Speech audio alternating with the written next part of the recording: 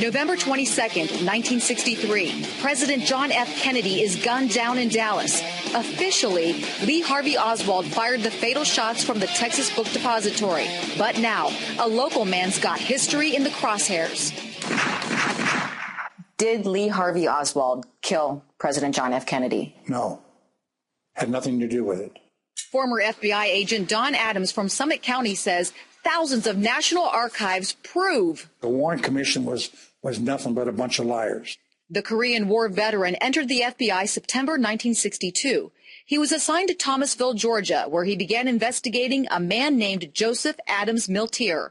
He was reported to be one of the most violent men in the country. A friend of Milteer's, William Somerset, who was also an FBI informant, said Milteer was threatening JFK. And Somerset was telling them that he was really radical and he was saying bad things about what they wanted to do to Kennedy. Agent Adams completed the Milteer investigation, and a week later, shots rang out in Dallas. It appears as though something has happened in the motorcade group. It devastated me, and I thought to myself, what did I do wrong?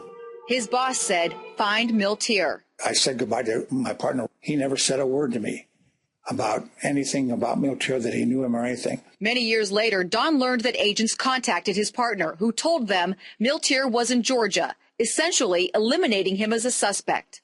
And that shocked me when I saw that document, because I knew it was an outright lie. Then, when Adams finally captured Milteer days later, he says his supervisor prohibited him from conducting a proper interrogation. Milteer was released, and Agent Adams transferred. And where did I go but to Dallas, Texas? He remembers seeing the Zapruder film for the very first time. And all of a sudden I saw the president go like this with his hands. And I said, how? I said, he was shot in the throat. The minute that you have a frontal shot, Oswald can't be the shooter, because this came from a grassy knoll. And Oswald was in Texas School Book Depository.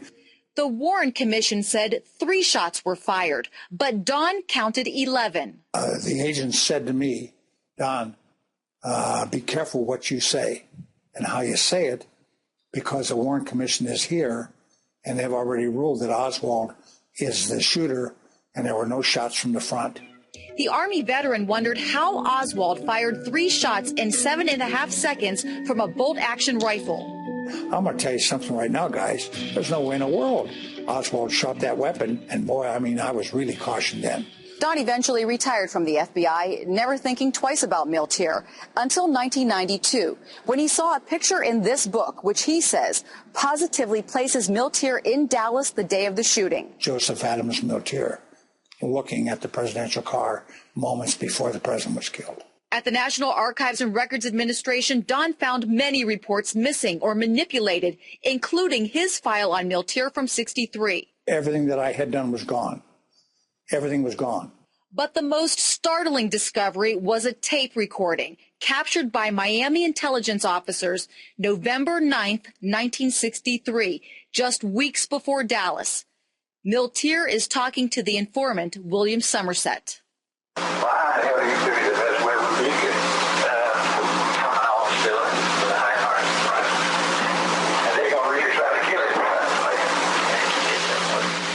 The FBI headquarters and Secret Service both had that tape within days. I should have stopped the president from traveling instantly.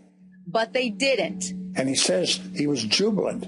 Bragging to Somerset, "You thought I was kidding when I said he would be killed from a window with a high-powered rifle."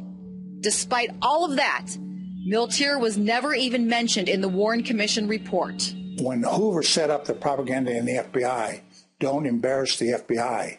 That was his rules. And you didn't. So they ordered everything put into the archives and to be forgotten about it.